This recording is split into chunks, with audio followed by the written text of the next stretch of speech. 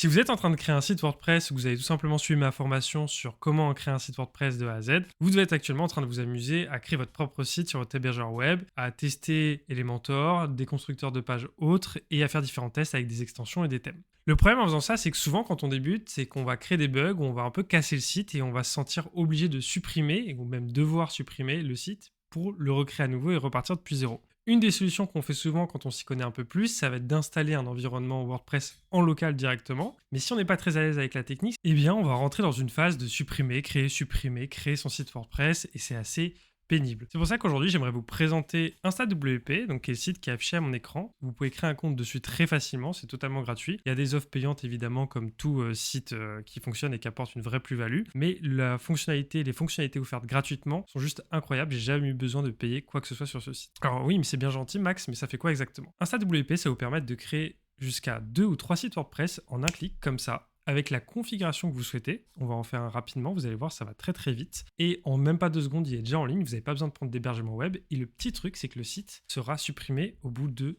7 jours. Alors vous allez me dire, ouais mais Maxime, si c'est supprimé au bout de 7 jours, on s'en fiche. Et ben non, pas du tout, parce que ça va vous permettre de progresser, de faire tous les tests que vous souhaitez, de pouvoir développer vous-même une extension, de pouvoir tester des affichages de pages, de pouvoir tester des installations de thèmes et d'extensions, voir s'il y a des problèmes de compatibilité. Et en plus, si jamais vous êtes content de votre travail et que vous voulez pas le perdre par exemple, et ben vous pouvez enregistrer ce qu'on appelle un template, ce qu'on a ici dans le menu en haut, qui va vous permettre de tout simplement enregistrer un template. C'est comme le nom vient de le dire, vous allez avoir un template par défaut, un site par défaut, qui lorsque vous allez recréer un site, vous pouvez partir de ce template. C'est-à-dire que vous pouvez ne jamais perdre votre progression, un peu comme si on était sur un jeu Game Boy, où vous faisiez sauvegarder et ensuite vous reprenez la sauvegarde. Donc c'est parti pour une rapide petite démonstration pour que vous puissiez voir comment ça fonctionne, comment on crée un site. Donc je vais faire Create your first staging site.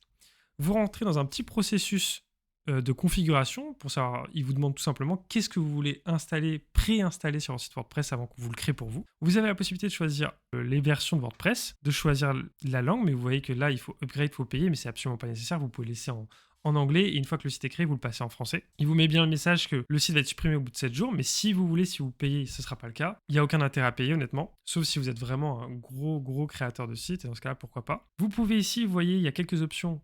Partir soit depuis zéro from scratch, c'est-à-dire qu'on crée le site vraiment de A à Z, soit vous partez depuis un template. Moi, j'avais fait un template avec un thème Elementor déjà installé, le thème Hello que j'ai présenté dans mes dernières vidéos comme le meilleur thème de WordPress selon moi, ou from store, et là vous pouvez payer ou prendre des trucs déjà gratuits, des sites déjà faits. Mais pour cet exemple-là, il y a même from IA maintenant. Mais pour cet exemple-là, on va partir de zéro.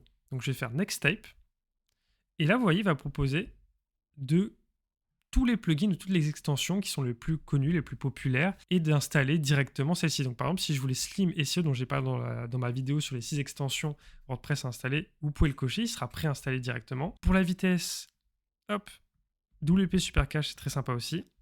Les formulaires WP Form, j'en parle aussi dans ma vidéo sur les extensions. Et si jamais vous voulez un site WooCommerce, un site e-commerce avec WordPress, on installe l'extension classique WooCommerce. Donc je vais juste partir sur ça, ce qui est déjà pas mal, et je vais faire Create Site. Et là, je vais faire un petit décompte. J'ai même pas eu le temps de démarrer. Vous voyez que le site est déjà créé. Vous avez vos identifiants ici, le lien, l'URL du site. Donc, je vais faire un clic pour y accéder. Hop. Il me met un petit message pour me préciser que c'est un site qu'on a créé comme ça.